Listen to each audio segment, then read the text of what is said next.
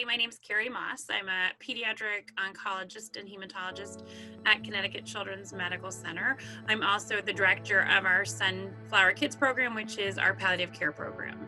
And I have been involved with Make-A-Wish peripherally and then more intimately as the years have gone by, peripherally, both as a resident and as a fellow. I had the privilege of referring patients to Make-A-Wish. And then as an attending, I became more involved with Make-A-Wish as a medical chapter advisor and have joined the board of Make-A-Wish Connecticut to further share my commitment and my devotion to this amazing organization. You know, there is nothing like the power of a wish. So it's often one of the best parts of the initial conversation of meeting a family as they begin their journey with cancer and or other life-limiting conditions. It's one of the most amazing opportunities to bring up what are some of the silver linings to the experience that they are going through. And there is nothing like the response to understanding that they are a candidate and qualify for a wish, and will have the opportunity to dream the dream, wish the wish, and then experience the wish. So once the wish journey begins, and again, that's when we start to mention that a wish is even a possibility.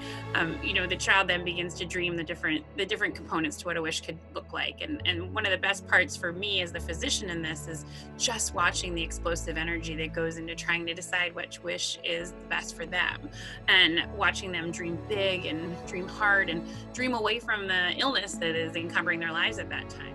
They meet the people from Make-A-Wish. They become part of that family and that journey with the family. And it's just extraordinary to see what evolves over that time in terms of how Make-A-Wish becomes part of their illness story and becomes part of their recovery and becomes part of their healing. And all of this happens even often before the wish itself occurs, which is pretty extraordinary. And then watching them matriculate to the time of their wish and experience the ultimate, which is their wish.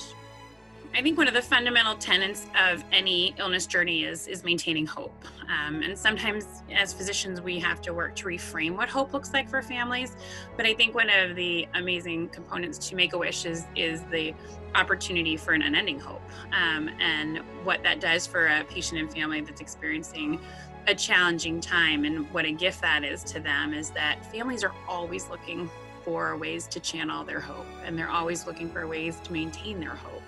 And so when you have an opportunity extraordinary as Make-A-Wish, that's like the biggest gift of hope in itself. And so we never underestimate the power of that word or what that word does throughout the journey with Make-A-Wish.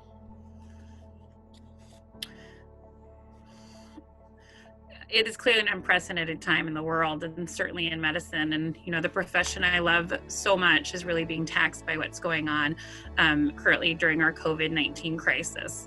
And I think it's such an important thing as we have wishes waiting, and we have children that had trips to Australia planned, and Hawaii, and other amazing venues that were waiting to occur, that we emphasize how important the gift of hope continues to be for these families. And that right now, while children aren't able to go on their wishes, we're still embarking on opportunities and ways to make their wish journey stay alive and be present with them, and trying to create opportunities for care packages to come to these patients, and opportunities to just continue to dream what their wish will be like. And it's a hard time in medicine. It's an uncertain time in medicine. And I think it's fair to say it's a hard and uncertain time in the world right now.